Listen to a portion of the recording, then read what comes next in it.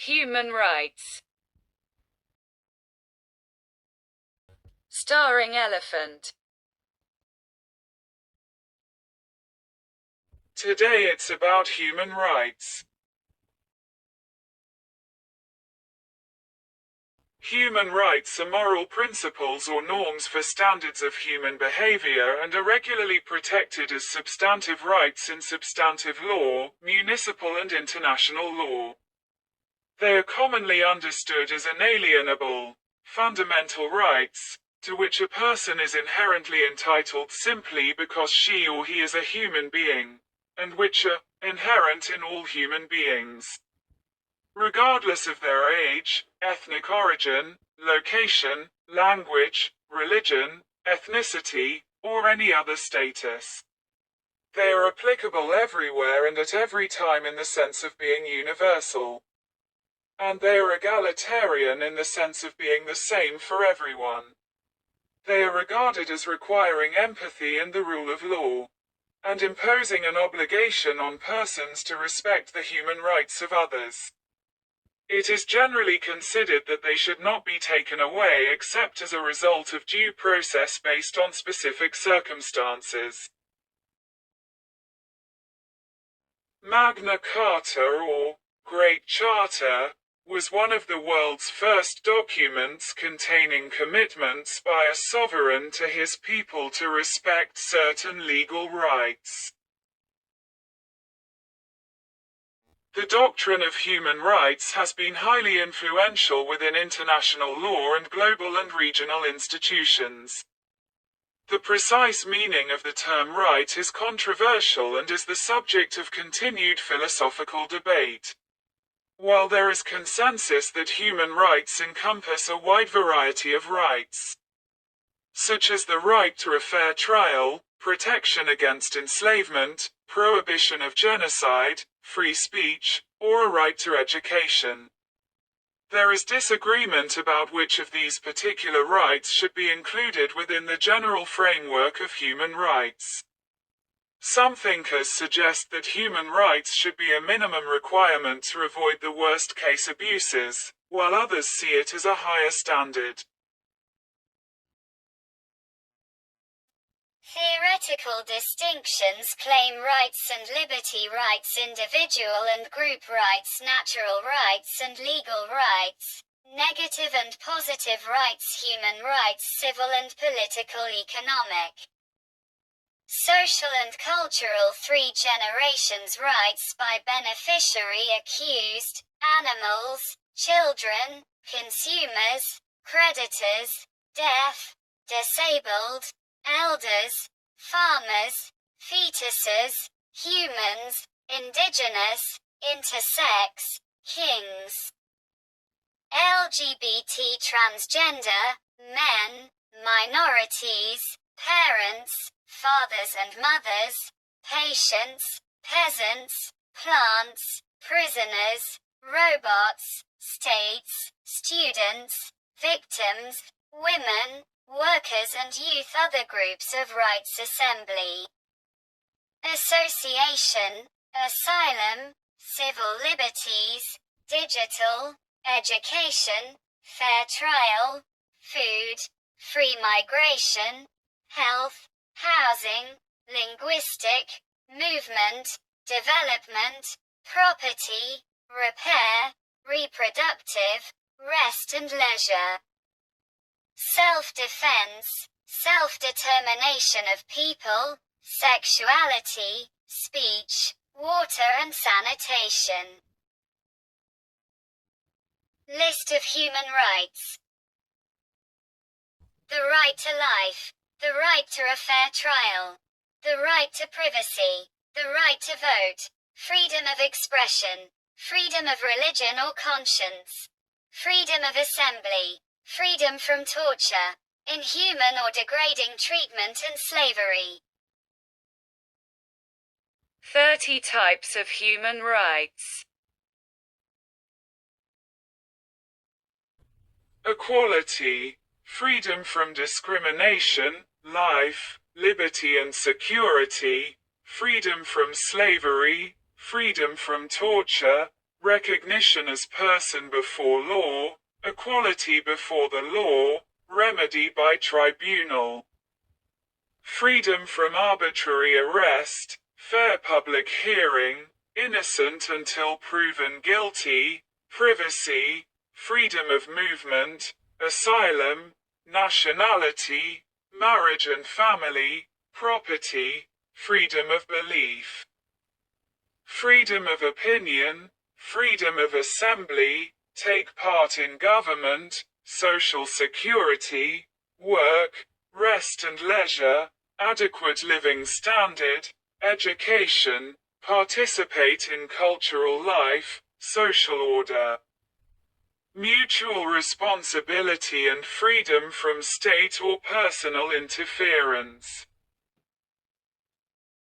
U.S. Declaration of Independence ratified by the Continental Congress on the 4th of July 1776. From this foundation, the modern human rights arguments emerged over the latter half of the 20th century. Magna Carta is an English charter originally issued in 1215 which influenced the development of the common law and many later constitutional documents related to human rights, such as the 1689 English Bill of Rights, the 1789 United States Constitution, and the 1791 United States Bill of Rights. 17th-century English philosopher John Locke discussed natural rights in his work, identifying them as being life, liberty, and estate, property, and argued that such fundamental rights could not be surrendered in the social contract. In Britain in 1689, the English Bill of Rights and the Scottish Claim of Right each made a range of oppressive governmental actions illegal. Two major revolutions occurred during the 18th century. In the United States, 1776, and in France, 1789, leading to the United States Declaration of Independence and the French Declaration of the Rights of Man and of the Citizen respectively, both of which articulated certain human rights. Additionally, the Virginia Declaration of Rights of 1776 encoded into law a number of fundamental civil rights and civil freedoms. Declaration of the Rights of Man and of the Citizen approved by the National Assembly of France, the 26th of August 1789. Philosophers such as Thomas Paine, John Stuart Mill, and Hegel expounded on the theme of universality during the 18th and 19th centuries. In 1831, William Lloyd Garrison wrote in a newspaper called The Liberator that he was trying to enlist his readers in the great cause of human rights. So the term human rights probably came into use sometime between Paine's The Rights of Man and Garrison's publication. In 1849, a contemporary, Henry David Thoreau, wrote about human rights in his treatise on the duty of civil disobedience, which was later influential on human rights and civil rights thinkers. United States Supreme Court Justice David Davis, in his 1867 opinion for Ex parte Milligan, wrote, "By the protection of the law, human rights are secured. Withdraw that protection and they are at the mercy of wicked rulers or the clamor of an excited people." Many groups and movements have managed to achieve profound social changes over the course of the 20th century in the name of human rights. In Western Europe and North America, labor unions brought about laws granting workers the right to strike, establishing minimum work conditions and forbidding or regulating child labor. The women's rights movement succeeded in gaining for many women the right to vote. National liberation movements in many countries succeeded in driving out colonial powers. One of the most influential was Mahatma Gandhi's leadership of the Indian independence movement. Movements by long oppressed racial and religious minorities succeeded in many parts of the world. Among them the civil rights movement, and more recent diverse identity politics movements, on behalf of women and minorities in the United States. The foundation of the International Committee of the Red Cross, the 1864 Lieber Code and the first of the Geneva Conventions in 1864 laid the foundations of international humanitarian law, to be further developed following the two world wars. The League of Nations was established in 1919 at the negotiations over the Treaty of Versailles following the end of World War I. The League's goals included disarmament, preventing war through collective security, settling disputes between countries through negotiation, diplomacy and improving global welfare. Enshrined in its charter was a mandate to promote many of the rights which were later included in the Universal Declaration of Human Rights. The League of Nations had mandates to support many of the former colonies of the Western European colonial powers during their transition from colony to independent state. Established as an agency of the League of Nations, and now part of United Nations. The International Labour Organization also had a mandate to promote and safeguard certain of the rights later included in the Universal Declaration of Human Rights. It is not a treaty. In the future, it may well become the International Magna Carta. Eleanor Roosevelt with the Universal Declaration of Human Rights in 1949. The Universal Declaration of Human Rights, UDHR, is a non-binding declaration adopted by the United Nations General Assembly in 1948, partly in response to the events of World War II. The UDHR urges member states to promote a number of human, civil, economic and social rights, asserting these rights are part of the foundation of freedom, justice and peace in the world. The declaration was the first international legal effort to limit the behavior of states and make sure they did their duties to their citizens following the model of the rights-duty duality. Some of the UDHR was researched and written by a committee of international experts on human rights, including representatives from all continents and all major religions, and drawing on consultation with leaders such as Mahatma Gandhi. The inclusion of both civil and political rights and economic, social, and cultural rights was predicated on the assumption that basic human rights are indivisible and that the different types of rights listed are inextricably linked.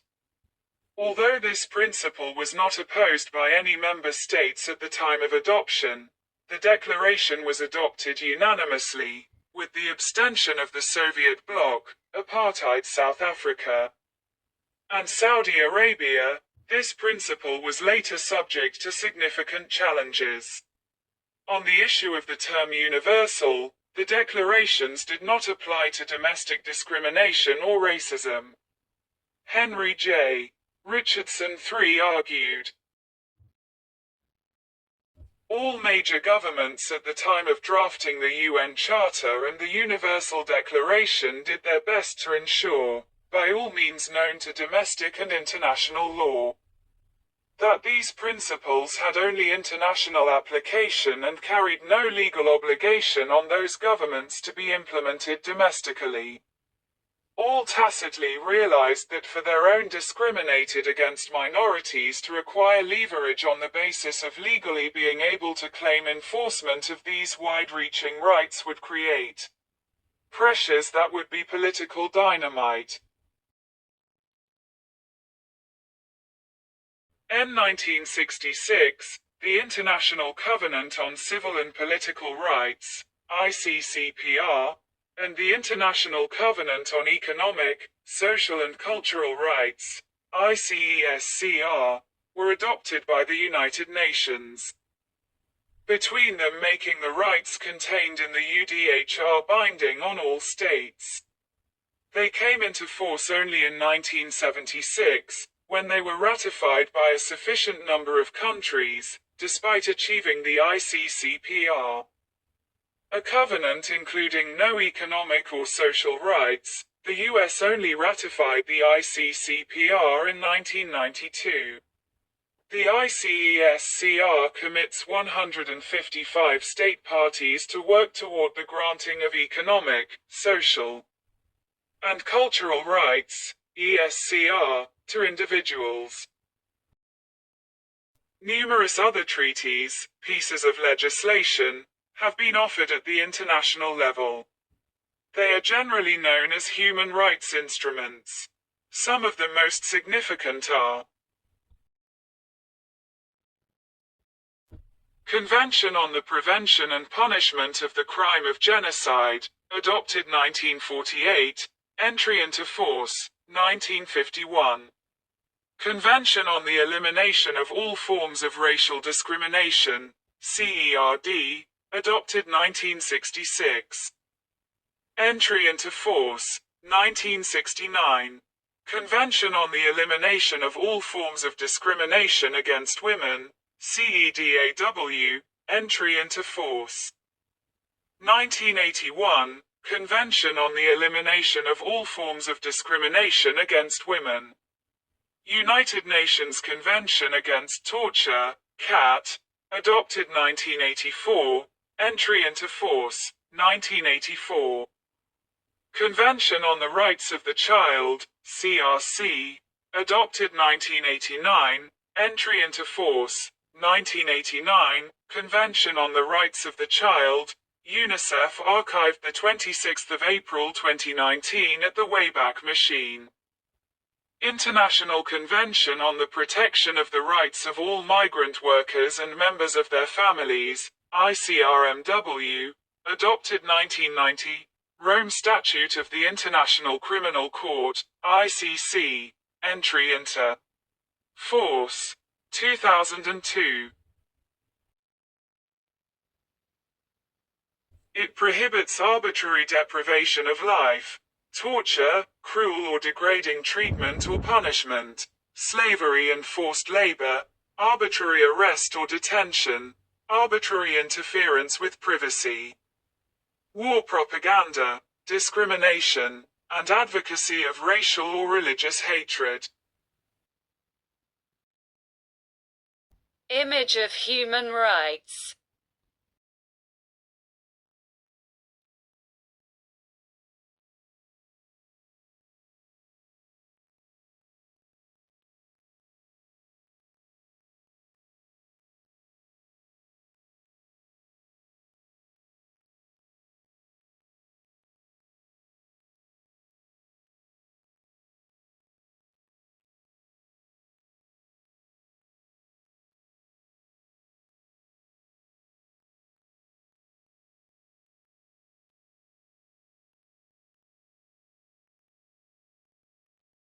Human Rights Act 1998. The Human Rights Act 1998 is an Act of Parliament of the United Kingdom which received royal assent on the 9th of November 1998, and came into force on the 2nd of October 2000. Its aim was to incorporate into UK law the rights contained in the European Convention on Human Rights. Image of Parliament of the United Kingdom.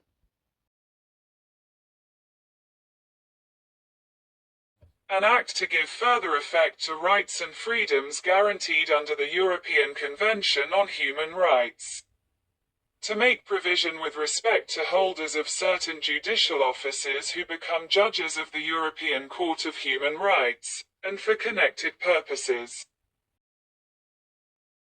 In particular, the Act makes it unlawful for any public body to act in a way which is incompatible with the Convention, unless the wording of any other primary legislation provides no other choice.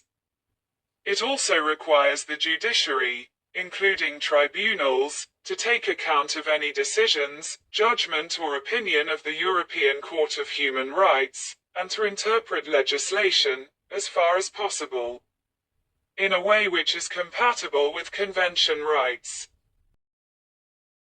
However, if it is not possible to interpret an Act of Parliament so as to make it compatible with the Convention, the judges are not allowed to override the Act of Parliament. All they can do is issue a declaration of incompatibility. This declaration does not affect the validity of the Act of Parliament.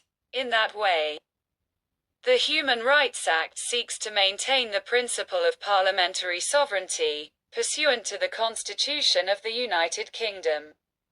However, judges may strike down secondary legislation. Under the Act, individuals retain the right to sue in the Strasbourg Court. The Act provides that it is unlawful for a public authority to act in such a way as to contravene Convention rights. For these purposes, public authority includes any other person whose functions are functions of a public nature. It also explicitly includes the courts. Convention rights includes only those rights specified in Section 1 of the Act. These are recited in full in Schedule 1. In the interpretation of those rights, the Act provides that the domestic courts may take into account the jurisprudence of the European Court of Human Rights, ECTHR. If it is held that the public authority has violated the claimant's convention rights, then the court is empowered to grant such relief or remedy, or make such order, within its powers as it considers just and appropriate. This can include an award of damages, although the Act provides limitations on the court's capacity to make such an award. Where it is impossible to read primary legislation in a convention-compliant manner, the only sanction available to the courts is to make a declaration of incompatibility in respect of it. The power to do so is restricted to the higher courts. Such a declaration has no direct impact upon the continuing force of the legislation, but it is likely to produce public pressure upon the government to remove the incompatibility.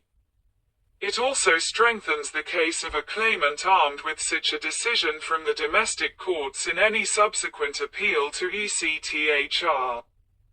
In order to provide swift compliance with the Convention, the Act allows ministers to take remedial action to amend even offending primary legislation via subordinate legislation. The Universal Declaration of Human Rights is an international document adopted by the United Nations General Assembly that enshrines the rights and freedoms of all human beings.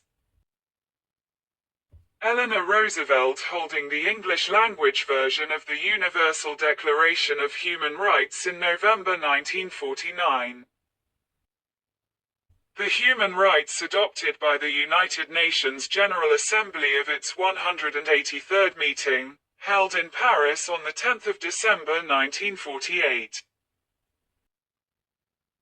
A foundational text in the history of human and civil rights. The Declaration consists of 30 articles detailing an individual's basic rights and fundamental freedoms, and affirming their universal character as inherent, inalienable, and applicable to all human beings, adopted as a common standard of achievement for all peoples and all nations. The UDHR commits nations to recognize all humans as being born free and equal in dignity and rights, regardless of nationality, place of residence, sex, national or ethnic origin, color, religion, language, or any other status. The Declaration is considered by Amnesty International to be a milestone document for its universalist language, which makes no reference to a particular culture, political system, or religion. It directly inspired the development of international human rights law, and was the first step in the formulation of the International Bill of Human Rights. which was completed in 1966 and came into force in 1976. Although not legally binding, the contents of the UDHR have been elaborated and incorporated into subsequent international treaties, regional human rights instruments, and national constitutions and legal codes. All 193 member states of the United Nations have ratified at least one of the 9 binding treaties influenced by the Declaration, with the vast majority ratifying 4 or more. While there is a wide consensus that the Declaration itself is non-binding and not part of customary international law, there is also a consensus that many of its provisions are binding and have passed into customary social law, although courts in some nations have been more restrictive on its legal effect. Nevertheless, the UDHR has influenced legal, political, and social developments on both the global and national levels, with its significance partly evidenced by its 530 translations. Freedom from Fear, Saturday, March 13, 1943, from the 4 Freedoms series by Norman Rockwell. The freedom from fear is mentioned in the preamble of the Declaration.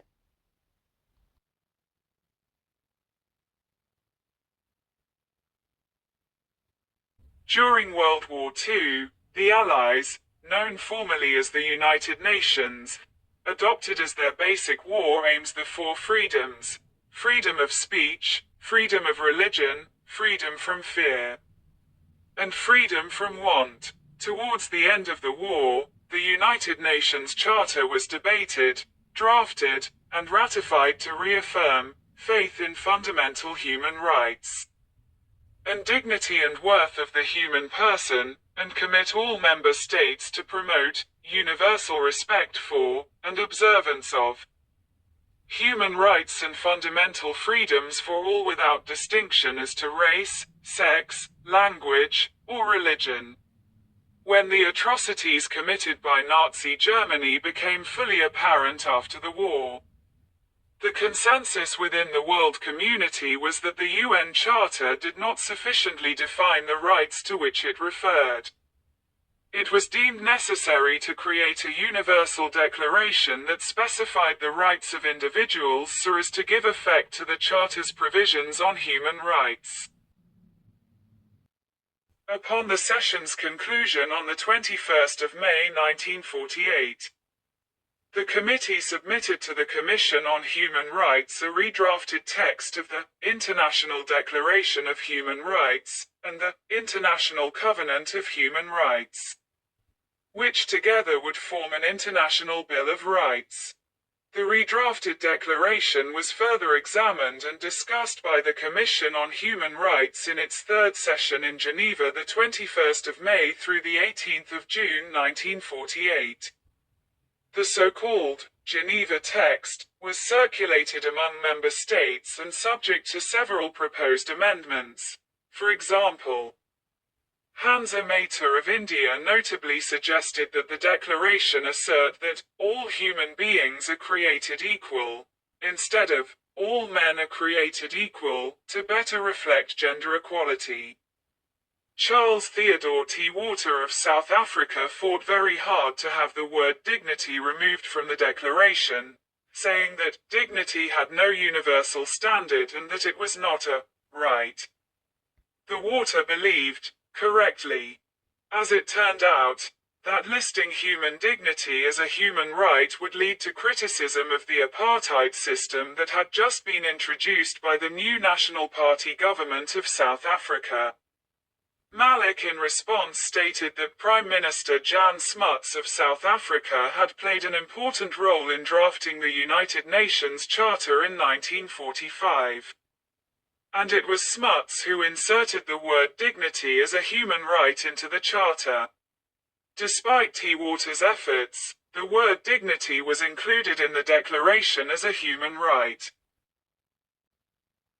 The meeting record provides first-hand insight into the debate on the declaration's adoption. South Africa's position can be seen as an attempt to protect its system of apartheid, which clearly violated several articles in the declaration. Saudi Arabia's abstention was prompted primarily by two of the declaration's articles, Article 18, which states that everyone has the right to change his religion or belief, and Article 16, on equal marriage rights. The abstentions by the 6 communist nations were explained by their claim that the declaration did not go far enough in condemning fascism and National Socialism. However, Eleanor Roosevelt felt that the reason for the abstentions was Article 13, which provided the right of citizens to leave their countries. Other observers pinned the Soviet bloc's opposition to the declaration's negative rights, such as provisions calling on governments not to violate certain civil and political rights.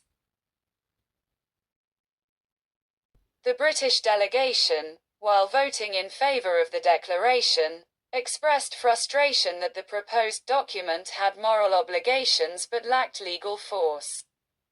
It would not be until 1976 that the International Covenant on Civil and Political Rights came into force, giving a legal status to most of the declaration. Voting in the plenary session, green countries voted in favor, orange countries abstained, black countries failed to abstain or vote, grey countries were not part of the UN at time of voting. The 48 countries that voted in favor of the declaration are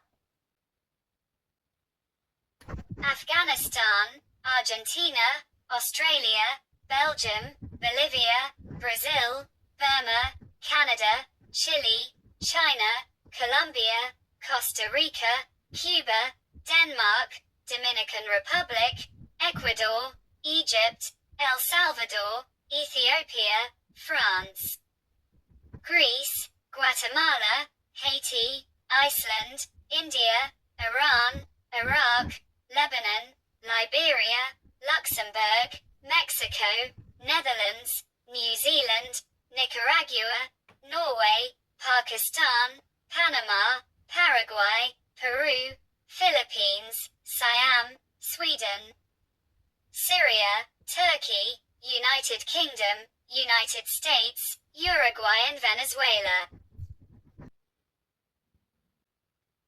8 countries abstained. Czechoslovakia, Poland, Saudi Arabia, Soviet Union, Belarusian SSR, Ukrainian SSR, South Africa and Yugoslavia. 2 countries did not vote. Honduras and Yemen. Former Foreign Office Minister Baroness Annalay speaking at the Commemorating Human Rights Day event in London, the 8th of December 2016. Human rights are relevant to all of us, not just those who face repression or mistreatment. They protect you in many areas of your day-to-day life, including your right to have and express your own opinions, your right to an education. These basic rights are based on shared values like dignity, fairness, equality, respect and independence. These values are defined and protected by law. In Britain, our human rights are protected by the Human Rights Act 1998. Image of the worst country for human rights.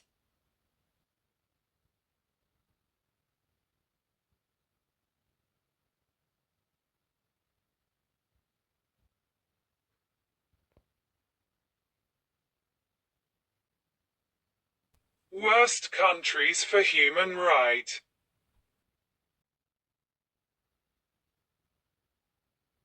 Syria, China, Somalia, Yemen, Afghanistan, Russia, Sudan, Burundi, Democratic Republic of Congo, Iran, Central African Republic, Ethiopia, Myanmar, North Korea, Pakistan, Turkey and United Arab Emirates.